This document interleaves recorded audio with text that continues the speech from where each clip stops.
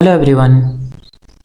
आज के वीडियो में हम लोग जानने वाले हैं क्लास 10th का साइंस की किताब से चैप्टर नंबर 1 जिसका नाम है केमिकल रिएक्शन एंड इक्वेशन। तो चलिए वीडियो को शुरू करते हैं। Types of chemical reaction. अब टाइप्स ऑफ केमिकल रिएक्शन में कितने टाइप्स पढ़ने वाले हैं ध्यान दीजिएगा। यहाँ से आपका क्लास इंपॉर्टेंट हो जाएगा। यहाँ से जितने भी पॉइंट मैं बताऊंगा वो एग्जाम में हूबहू पूछा जा सकता है। पहला है कॉम्बिनेशन रिएक्शन, डिकम्पोजिशन रिएक्शन, तीसरा है displacement reaction, double displacement reaction, redox reaction और exothermic reaction and endothermic reaction. इसके अलावा और भी रिएक्शन है मगर वो सब कैटेगरी में डिफाइन किया जा सकता है, इसीलिए मैंने इसको और ज़्यादा एक्सपेंड नहीं किया। शुरुआत करेंगे कॉम्बिनेशन रिएक्शन से। कॉम्बिनेशन रिएक्शन क्या होता है इसके बारे में जब मैं बात करूं तो एक ऐसा रिएक्शन होता है जो दो या दो से अधिक सब्सटेंस को आपस में मिलाया जाता है और एक पदार्थ या एक सब्सटेंस बनाया जाता है। ऐसा रिएक्शन को कॉम्बिनेशन रिएक्शन कहा जाता है कि कॉम्बिनेशन रिएक्शन को सिंथेसिस रिएक्शन भी कहा जाता है। एग्जाम्पल के रूप में फॉर्मेशन ऑफ वाटर, जैसे कि मैंने वाटर बनाऊंगा तो यहाँ पे मैं H2 लिखता हूँ हाइड्रोजन और यहाँ पे ऑक्सीजन लिखता हूँ, तो इन दोनों को मैं अगर मिलाऊंगा तो ये H2O बना देगा। इसका मतलब कि ये फॉर्मेशन ऑफ वाटर हो गया। हाइड्रोजन और ऑक्सीजन को मिलाने पर ऑक्सीजन बन रहा है। दो को अलग अलग प्रोडक्ट मैंने लिया, दो अलग अलग सब्सटेंस मैंने लिया और एक सब्सटेंस बना दिया, तो इसे हम लोग कॉम्बिनेशन, ये दोनों आपस में कंबाइंड होकर एक प्रोडक्ट बना रहा है ना, तो इसलिए हम इसे कॉम्बिनेशन रिएक्शन बोलते हैं। दूसरा है बर्निंग ऑफ कोल। अगर आप कोल जलाओगे, जैसे कि कोयला कार्बन का बना होता है, इसको ऑक्सीजन के प्रेजेंट में जलाओगे तो कार्बन डाइऑक्साइड CO2 बनता है ना, तो इस तरीके से इसे CO2 बोला जा सकता है, कार्बन डाइऑक्साइड बोला जा सकता है। जब आप इसे जलाओगे तो आसानी से ये बन जाता है, तो इसको क्या बोलते हैं हम लोग, कॉम्बिनेशन रिएक्शन बोलते हैं। ठीक, समझ रहे हो बातों को? चलिए ठीक है, अब हम लोग आगे जानेंगे कि क्या जानेंगे, डिकम्पोजिशन रिएक्शन के बारे में। ये क्या होता है डिकम्पोजिशन रिएक्शन? कॉम्बिनेशन रिएक्शन का ऑपोजिट डिकम्पोजिशन रिएक्शन होता है। इसमें ऐसा सब्सटेंस होता है जो ब्रेक डाउन हो जाता है, एक ही को सब्सटेंस हो जाता है, वो ब्रेक डाउन होकर टू सब्सटेंस में चेंज हो जाता है, उसे आप क्या बोल देते हो, डिकम्पोजिशन रिएक्शन बोलते हो। इसे तीन कैटेगरी में डिफाइन किया जा सकता है, थर्मल डिकम्पोजिशन, इलेक्ट्रोलाइटिक डिकम्पोजिशन और फोटोलाइटिक डिकम्पोजिशन। पहले हम लोग समझेंगे किसको, थर्मल डिकम्पोजिशन रिएक्शन को। एक ऐसा रिएक्शन होता है जो हीट के कारण वो टूट जाता है, कोई एक प्रोडक्ट होता है और डिकम्पोजिशन हो जाता है उसका हीट के कारण। एग्जाम्पल के रूप में हम लोग कैल्शियम कार्बोनेट को लेते हैं CaCO3, जब उसमें हीट डाला जाता है ना तो CaO में मतलब कि यहाँ पे टूट जाएगा और कार्बन डाइऑक्साइड का भी निर्माण कर लेता है। तो इस तरीके से एक प्रोडक्ट जब दो पदार्थ में टूट जाता है हीट के कारण तो उसे थर्मल डिकम्पोजिशन रिएक्शन बोलते हैं। अगला जानेंगे हम लोग इलेक्ट्रोलाइटिक डिकम्पोजिशन। ये क्या होता है, देखिए इलेक्ट्रिसिटी के कारण एक प्रोडक्ट, एक सब्सटेंस दो पदार्थ में टूट जाना, उसे इलेक्ट्रोलाइटिक डिकम्पोजिशन कहा जाता है। एग्जाम्पल के रूप में पानी को लेते हैं। पानी में जब इलेक्ट्रिसिटी अप्लाई करोगे या इलेक्ट्रिसिटी से उस पानी को जब आप टच कराओगे तो हाइड्रोजन और ऑक्सीजन में टूटने लगते हैं, उसके जो एटम्स होते हैं, उसके जो मॉलिक्यूल्स होते हैं वो टूटने लगते हैं हाइड्रोजन और ऑक्सीजन में। इस तरह का रिएक्शन इलेक्ट्रोलाइटिक डिकम्पोजिशन कहलाता है, जो एक सब्सटेंस को दो अलग अलग सब्सटेंस में तोड़ देता है। ठीक है, अब आखिरी है फोटोलाइटिक डिकम्पोजिशन। ये एक ऐसा डिकम्पोजिशन रिएक्शन होता है जो लाइट के कारण होता है। जब किसी ऐसे सब्सटेंस में लाइट पड़ता है या लाइट ऊपर से गिरता है तो वो चेंज हो जाता है अलग अलग दो पदार्थ में। एग्जाम्पल के लिए आप ले सकते हो सिल्वर क्लोराइड को। सिल्वर क्लोराइड को सनलाइट में रखोगे तो सिल्वर में और क्लोराइड में वो चेंज हो जाता है। ठीक, अब जानेंगे डिस्प्लेसमेंट रिएक्शन। डिस्प्लेसमेंट रिएक्शन क्या होता है इसे हम लोग समझते हैं। काफ़ी सिंपल सा है, ये एक दूसरे को डिस्प्लेस कर देता है। डिस्प्लेस का मतलब क्या होता है, उसके जगह से उसे हटा देता है। जैसे कोई भी मोर रिएक्टिव एलिमेंट हो गया, a more reactive metal displace a less reactive metal from it salt solution in a displacement reaction. मतलब कि कोई भी, जैसे मैं आपको एग्जांपल के रूप में बताऊं, यहाँ पे मैंने ले लिया A एक मैटर है, ठीक है, और प्लस यहाँ पे BC ले लिया दूसरा। ठीक, जब इसमें रिएक्शन होगा तो ये मोर रिएक्टिव होगा, मतलब कि ज़्यादा क्रियाशील है। ये B को उसके जगह से हटा देगा और C के साथ जाके A कंबाइन हो जाएगा और B को उसके जगह से हटा देगा तो वो अकेले हो जाएगा। तो ऐसा रिएक्शन को आप क्या बोल देते हो, डिस्प्लेसमेंट रिएक्शन बोल देते हो।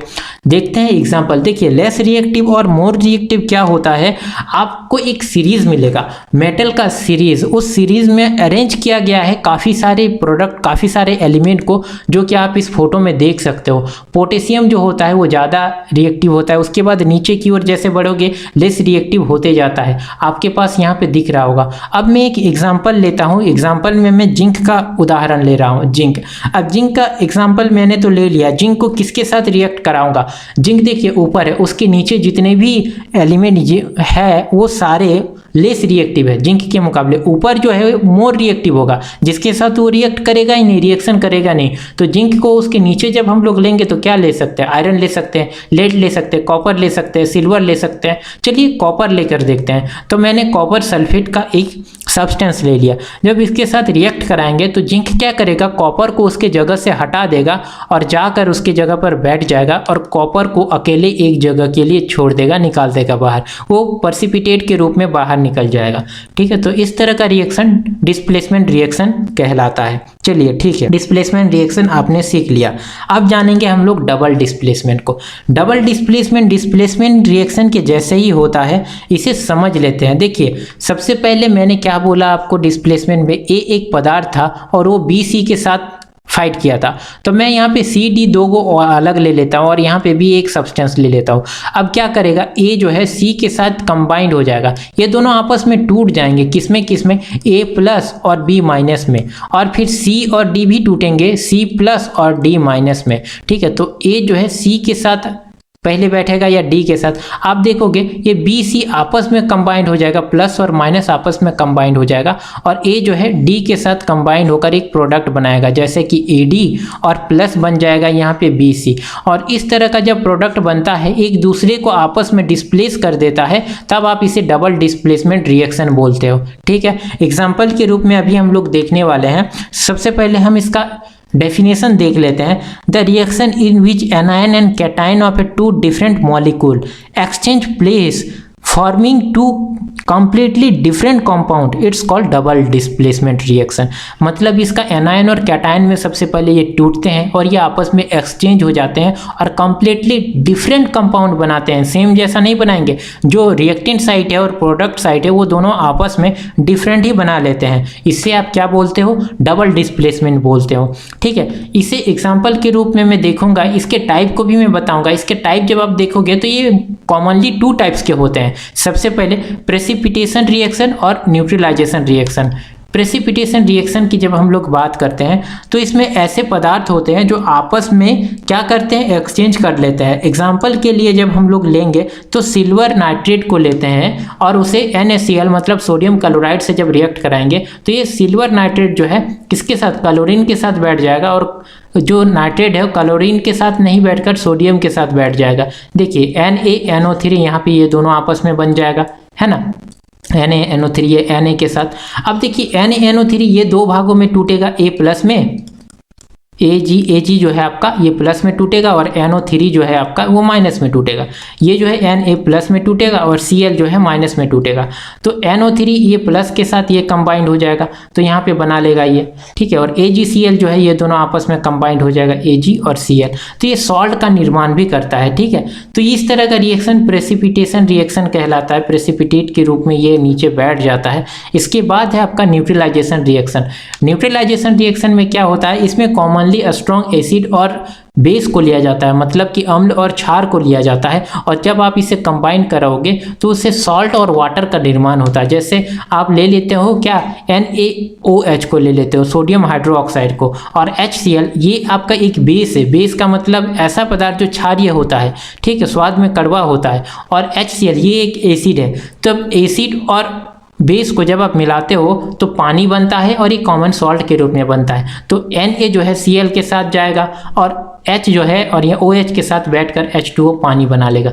तो ऑलवेज जब आप एसिड और बेस को मिलाते हो, ये बेस है आपका और ये एसिड है आपका, तो एसिड और बेस को जब आप मैच करते हो, मिलाते हो, तो हमेशा आपका सॉल्ट और आपका वाटर बनता है।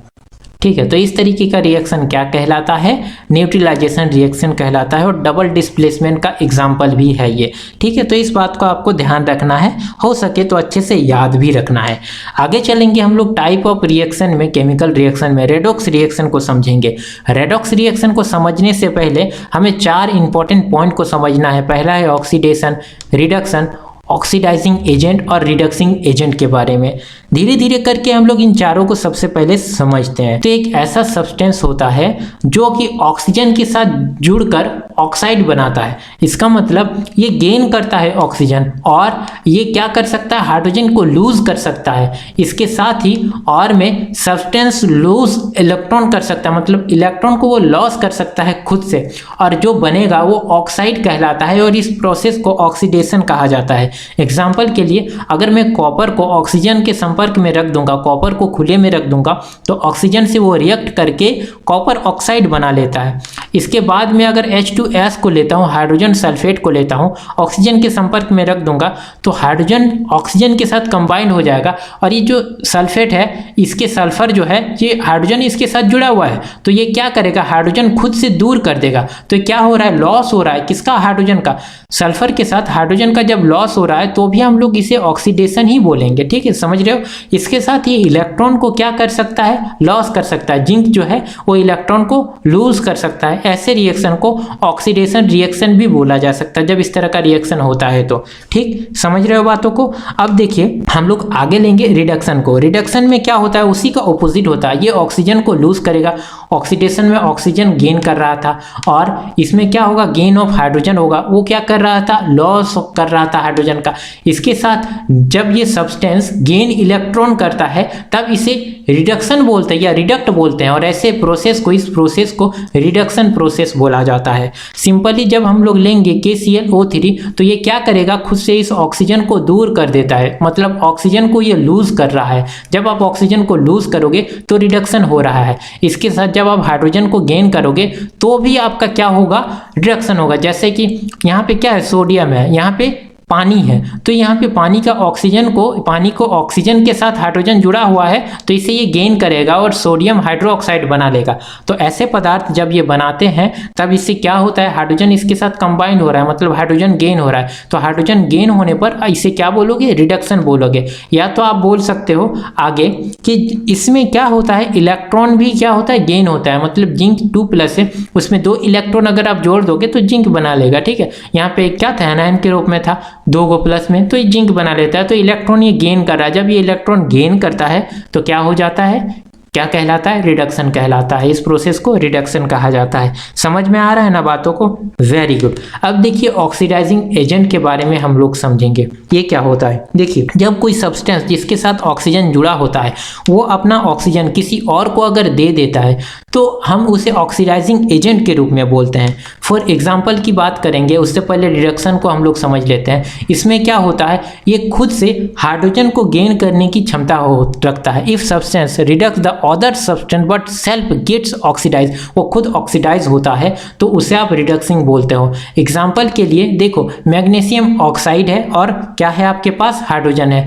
अब मैग्नीशियम ऑक्साइड में आपके पास ऑक्सीजन यहाँ पर है, तो ऑक्सीजन को ये छोड़ देगा, खुद से ऑक्सीजन को दूर कर देगा। ये हाइड्रोजन है, हाइड्रोजन क्या करेगा, ऑक्सीजन को प्राप्त कर लेगा, ऑक्सीजन से ये जुड़ जाएगा। तो यहाँ पे ऑक्सीजन को ये गेन कर रहा है। जब ये ऑक्सीजन को गेन कर रहा है तो ऑक्सीडाइजिंग एजेंट होगा, और ये जब ऑक्सीजन को लूज कर रहा है तो ये क्या हो जाएगा, तो रिडक्सिंग एजेंट जो होता है वो ऑक्सीडाइजिंग का काम करता है, ऑक्सीडाइजिंग एजेंट जो होता है रिडक्सिंग का काम करता है। ये दोनों एक दूसरे को ऑपोजिट कहलाता है, ऑपोजिट तरफ से हो जाता है। हाइड्रोजन जो होता है वो रिडक्सिंग एजेंट के रूप में काम करता है। वहीं MgO मैग्नीशियम ऑक्साइड, मैग्नीशियम होता है वो खुद में ऑक्सीडाइज होता है मगर वो ऑक्सीजन को लूज कर देता है ना, और मैग्नीशियम में बन जाता है। इसको ठीक तरह से समझते हैं हम लोग। सबसे पहले देखिए, मैग्नीशियम ऑक्साइड जो है वो ऑक्सीजन को लूज कर रहा है, इसीलिए उसे रिडक्सिंग बोलेंगे।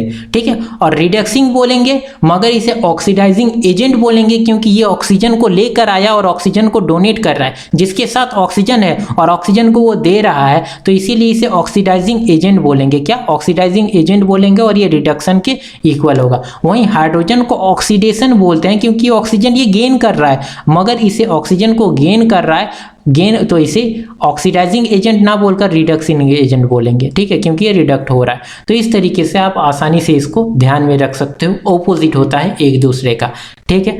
अब देखो आगे हम लोग समझेंगे रिडक्शन रिएक्शन को। रिडक्शन रिएक्शन समझने के लिए बस आपको ध्यान ये रखना है कि ऐसा रिएक्शन जिसमें ऑक्सीडेशन और रिडक्शन दोनों होता है, उस चीज को आप रेडॉक्स रिएक्शन बोलते हो। The reaction in which reduction और oxidation take place simultaneously in a few reaction, such reaction are known as redox reaction. जिसमें क्या मैंने बोला, रिडक्शन और ऑक्सीडेशन दोनों होता है, ठीक है। देखिए अभी अभी मैंने इसको अभी समझाया था, और एक आपके लिए मैं यहाँ पे एग्जांपल दे रहा हूँ। कैल्शियम ऑक्साइड को जब हाइड्रोजन के साथ मैच करोगे, मिलाओगे, तो ये रिएक्टेंट साइड के बाद प्रोडक्ट कुछ बनाएगा। तो इसमें आपका कौन सा रिडक्शन है, किसमें हो रहा है, और कौन सा रिडक्सिंग एजेंट है, कौन ऑक्सीडेशन हो रहा है और कौन सा ऑक्सीडाइजिंग एजेंट है, इसके बारे में आपको बताना है। तो ध्यान से आप कमेंट बॉक्स में बताइएगा जरूर। आगे चलते हैं हम लोग, लास्ट में एक्सोथर्मिक रिएक्शन और एंडोथर्मिक रिएक्शन को समझेंगे।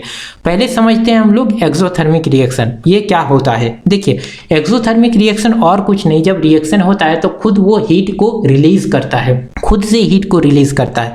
ऐसा क्या होता है ऐसा उसमें जो हीट को रिलीज करता है।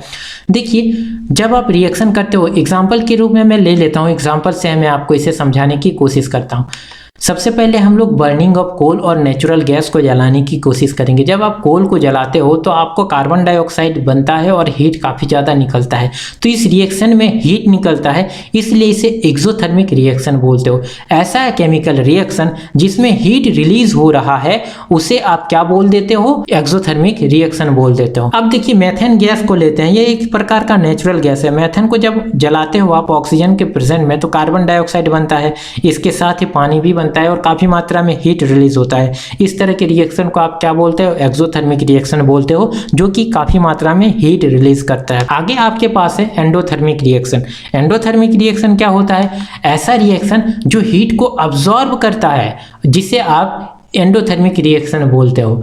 कैसे, अब देखिए मरकरी को ले लो, मरकरी ऑक्साइड को ले लो, HgO को ले लो, वो क्या करता है, हीट को अब्सॉर्ब करता है। जैसे आपका बुखार कभी आया होगा तो डॉक्टर भी आपको, जो थर्मामीटर होता है ना उसमें मरकरी ही होता है, उसको आपके बॉडी में या आपके मुंह में रखा होगा, जिसमें आपको हीट का पता चलता है। वो हीट को अब्सॉर्ब करने की कैपेसिटी रखता है, ठीक है। तो ऐसे रिएक्शन को एंडोथर्मिक रिएक्शन कहा जाता है। जैसे कि एग्जाम्पल के रूप में फोटोसिंथेसिस रिएक्शन भी है। पेड़ पौधे जो खाना बनाते हैं खुद के लिए, उसे फोटोसिंथेसिस रिएक्शन बोलते हैं, जिस विधि से वो खाना बनाते हैं। वो रिएक्शन भी हीट को, सनलाइट से वो हीट लेते हैं, इसीलिए उसे एंडोथर्मिक रिएक्शन भी बोलते हैं, क्योंकि वो हीट को अब्सॉर्ब करते हैं, ठीक है।